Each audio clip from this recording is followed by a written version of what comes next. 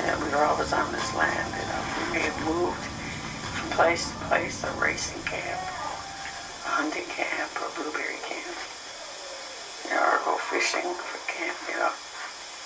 We did a lot of that, and the elders always said we were always here, you know. The money did put us down here, and that's where we were going to be.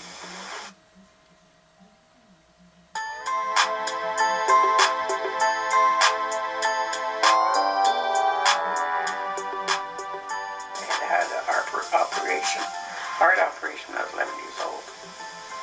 They closed the valve on me, so I was one of those you consider a blue baby. Yeah.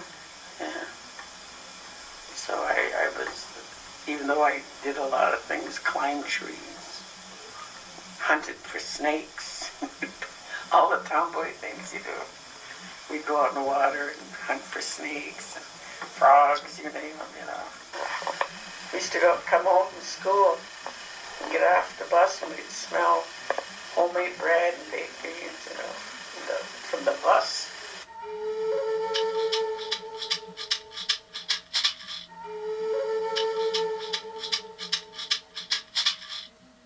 And usually you don't tell stories unless there's snow on the ground.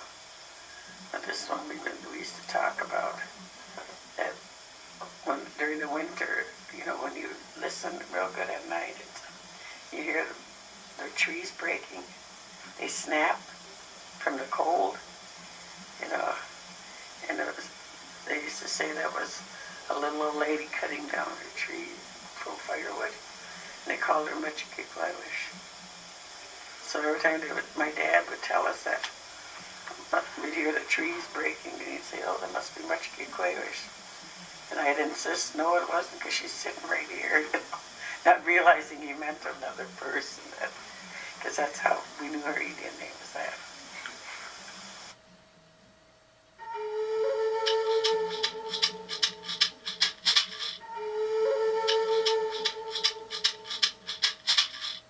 All right, my sister Angela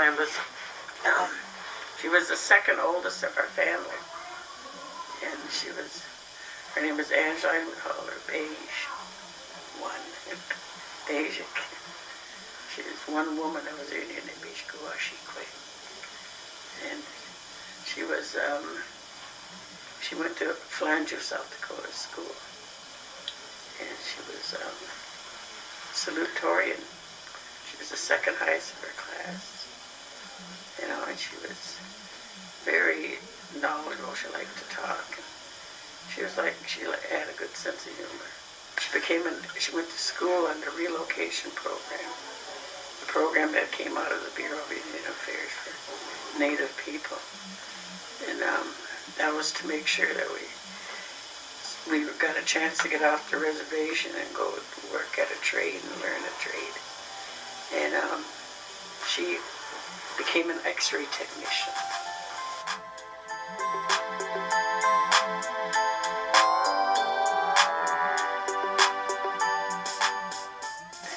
He went to school in Carlisle, boarding school, and finished there.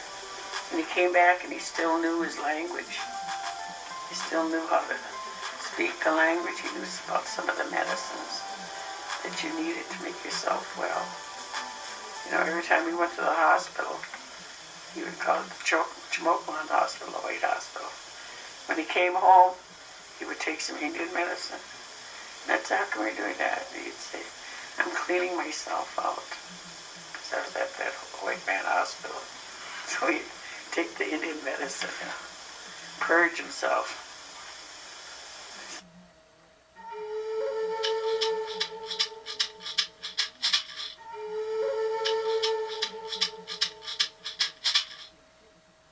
I went to beauty school in Green Bay, cosmetology school.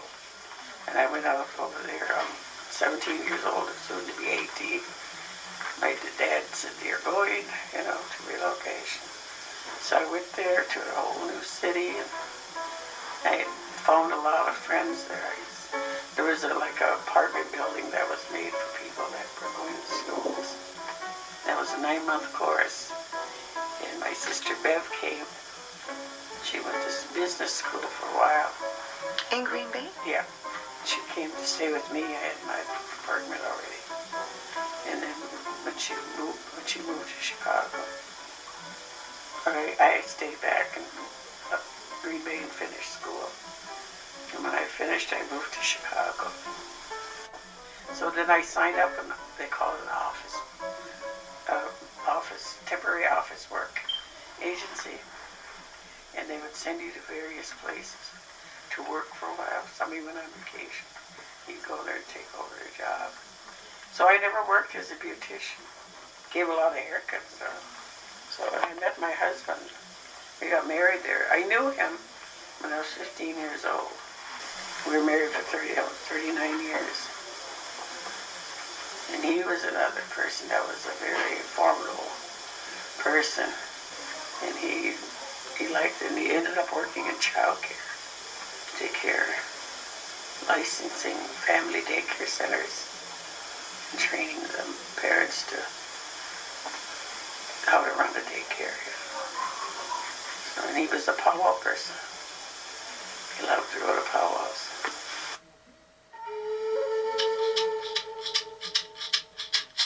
When I went to the Social Security office at the time to change my Social Security card over to my married name, I went there and they told me when I filled out the application, it said your race. So I put AI, American Indian. And she told me I couldn't do that. And I said, well, I am American Indian. I can't change it. I can't change me. And she said, well, you're either black or you're white.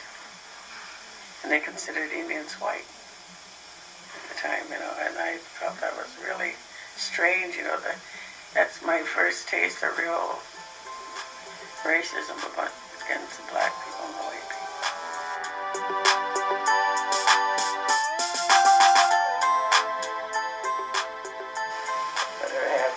I do my prayer in the morning, offer my tobacco.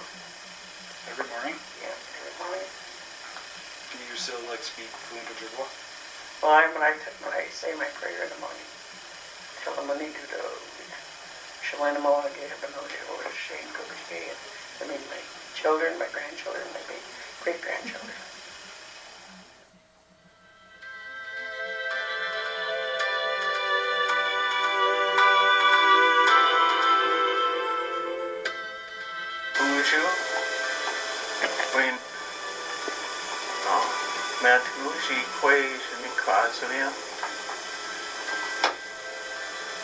And my second name is Beverly.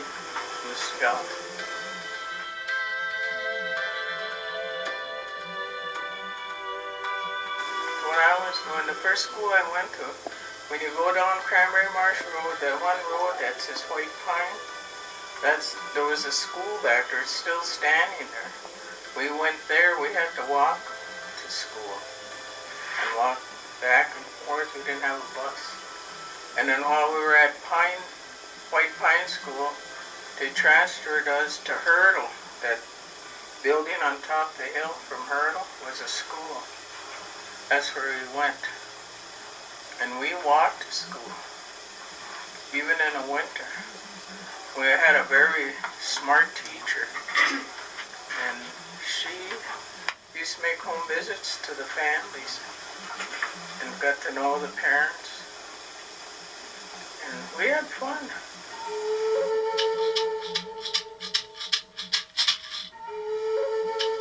That's the only way they could get fish, was make their own spears. We didn't have fishing lines and hooks like that. There's just spears. When we were growing up, we used to, especially in the summer, we'd pick blueberries, sell them, buy our stuff. In the fall, my mother and me used to go ricing. When they riced, they got 500 pounds of rice. That's how much rice to be around. Because I remember in our house, they had their closet, There used to be like those 100-pound flour sacks. There'd be about 5 of them lined up full of rice. And every time we needed something, my dad would be scooping some in a sack, and they'd go to town, and there was they called him Mr. Wilson. He owned a drugstore in Spoon. So they'd go there and you'd buy the rice, and that's how they'd get us stuff like our shoes and all the things we needed. And my dad trapped. We used to be happy when we get off the bus in the winter and we got in our house. We'd smell mink. So we'd be happy. That meant money. Because they sold them for like $90, $100 or something. Sometimes that smell stuck to your clothes. We tease each other, oh, you guys must be rich now.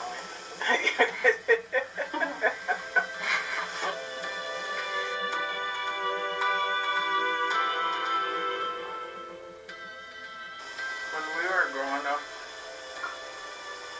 we always respected each other, and then my dad always made sure we watched our manners. That's the way he was taught in Carlisle. And then we used to help with the dishes and everything. When we had, like, if my mom ate pie or something, and there was one piece saved for the one that wasn't at the table, nobody touched it, you know.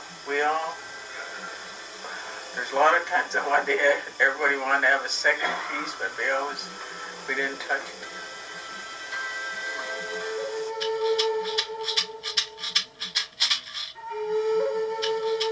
It was small. Yeah, it was one of the log cabins. It had 2 bedrooms, a kitchen, dining room combined.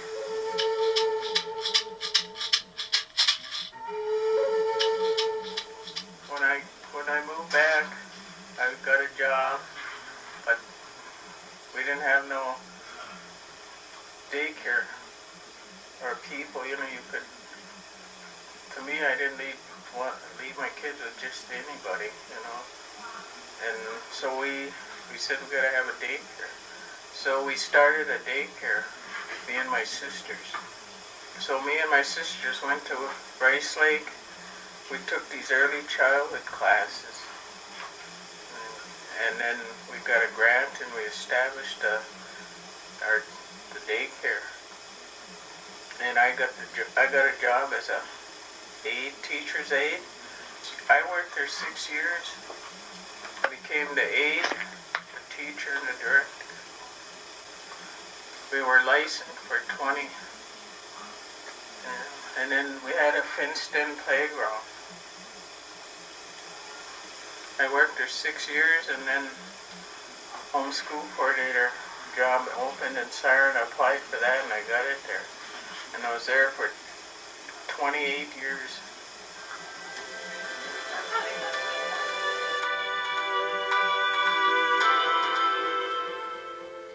People would start thinking about their own traditions and stuff like that instead of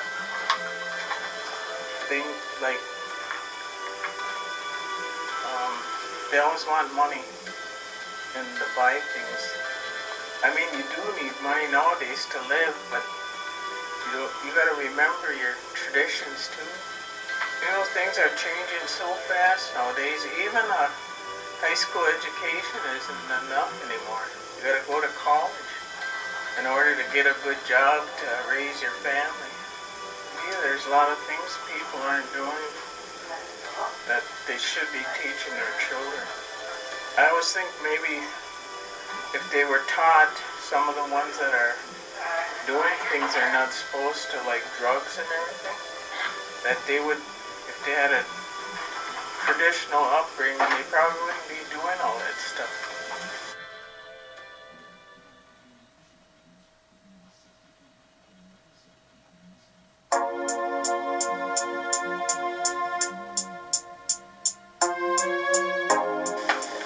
Well, I lived across a lake, Sand Lake, and my brother and I used to walk to school. And I I know we used to walk to school, and there was this farmer had a farm up there, and his horses used to come galloping down to the fence, and I used to be so scared.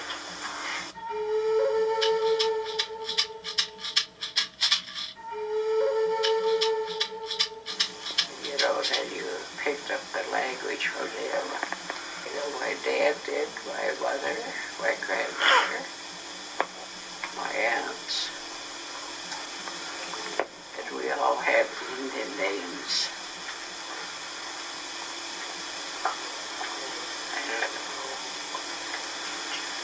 What was your Indian name? Oiyotte-Oustigoff.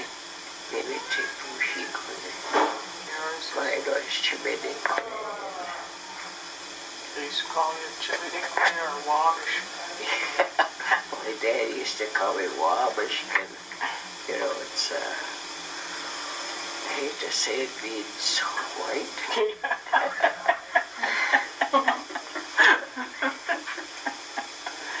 She would have the same thing my dad told us. Never forget who you are. You say, you're a Shinabe, and you'll always be. He says, don't forget your language or who you are. Don't try to be somebody you're not.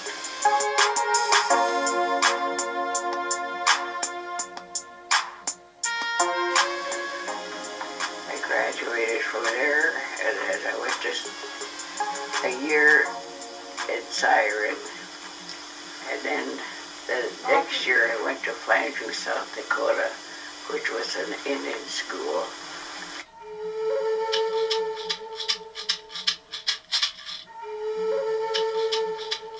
I graduated there.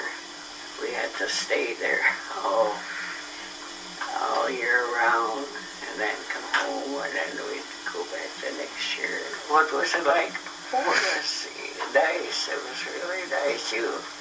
You know, because you got to, of course you missed your parents, you know.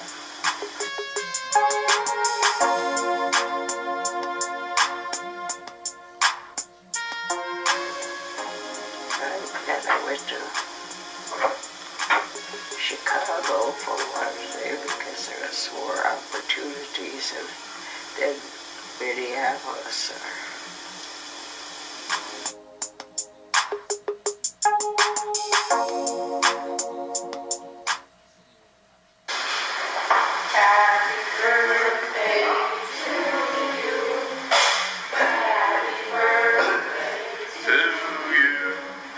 Happy birthday, dear Harriet. Happy birthday to you.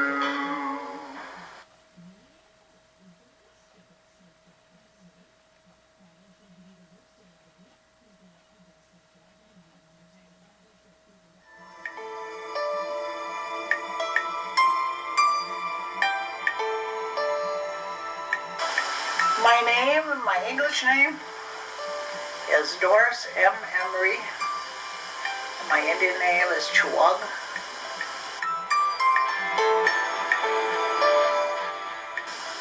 We lived with my grandma and my aunts, so there was quite a few of us living together in this house. And then when I was about six or seven, this reservation they had log houses, and it was completed. So my grandma lost her house to taxes. When they gave her her Social Security check, they took her house from her. So we had to move. They moved first, and they were living up. They had a cabin down the hill. And then my mother and them had one right next door to them, and that's where we moved. It was like a 3-room cabin, and we all stayed there.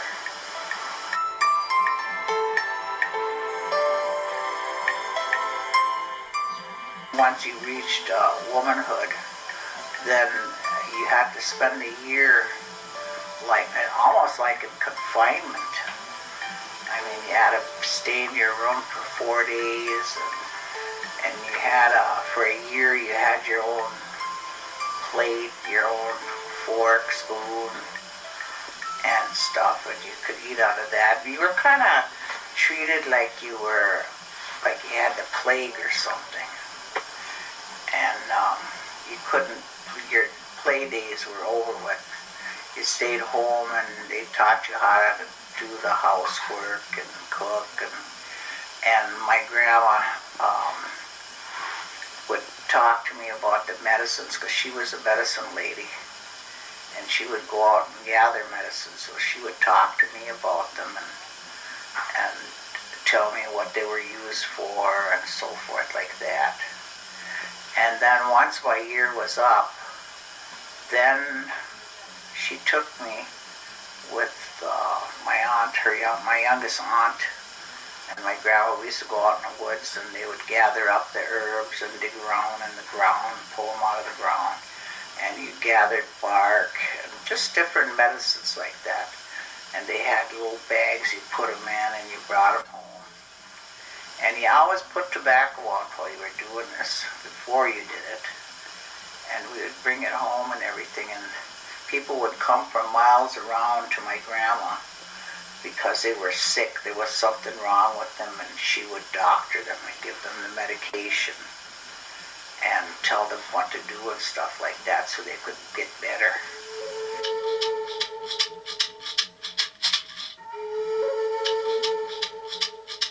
It had to be 44 and 45 because I went to Flandu and we had to stay there, you know, the Indian boarding school. And we'd leave here, they'd pick us up in the VIA bus in August, the 1st of August. And then they wouldn't bring us back till the end of May. And so we had to stay in Flandu, South Dakota all year. And it was great. I loved every minute of it. I mean, they had running water, electricity, and we got to listen to the radio, and we got to go to movies.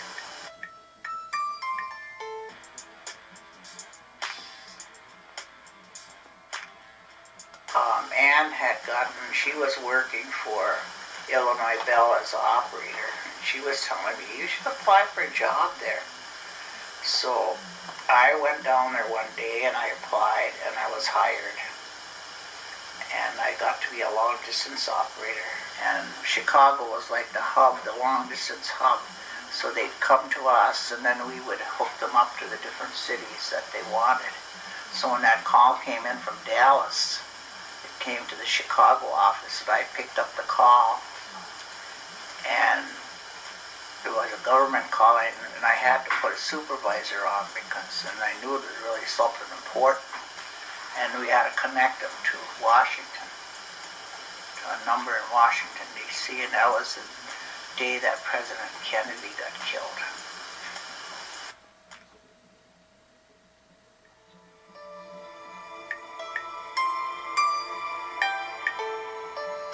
And the chief operator that was on duty, she kept looking at me. And finally, I suppose she couldn't stand it anymore. She called me in her office, and so I went in there, and she said, the head office wants to know what nationality you are. And I started laughing, and I said, no, they don't. They already know you want to know. Why don't you just ask me? So I told her I was a Native American.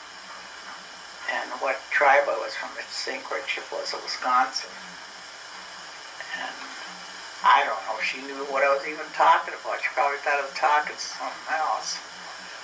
And, but that was so funny, because they were so curious to know what I was. They gave you a pass, an ID card with your picture on there. And mine said, citizenship not established. Because I didn't have a birth certificate. All I had was a little piece of paper from the Bureau of Indian Affairs that I was born, but I didn't have a real birth certificate. So I had to take a trip back here go to the post office at Hurdle, that's where they used to have one there. Take my old aunt, two of my old aunts, and we had to fill out affidavits and everything. Yes, I was born, and I was born on such and such a date, to whom, and what my name was. And we filled all those papers out and everything, and then the postmaster put his seal on there. And they sent it into Madison, and I got a delayed birth certificate.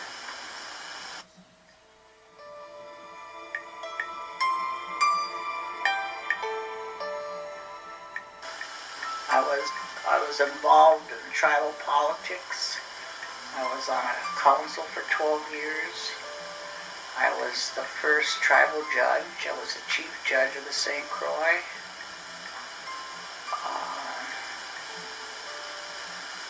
I was their health director. I was their housing authority director. I was the tribal administrator. In fact, all the employees used to call me the whip. I was strict, but I was fair.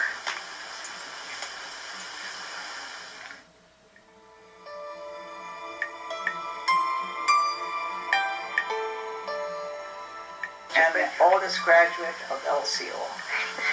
I was 80 years old when I graduated. And I wouldn't even done that, I don't think, if Kate wasn't such a nagger.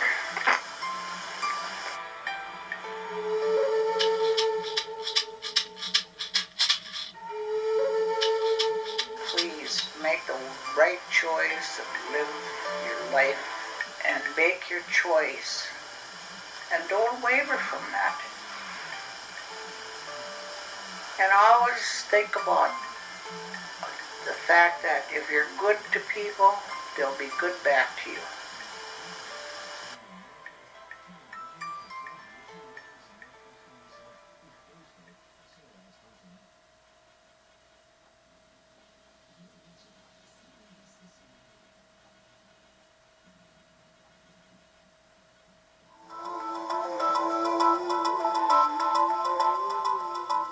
Annie was she was a sister that really, in her way, that like loved children.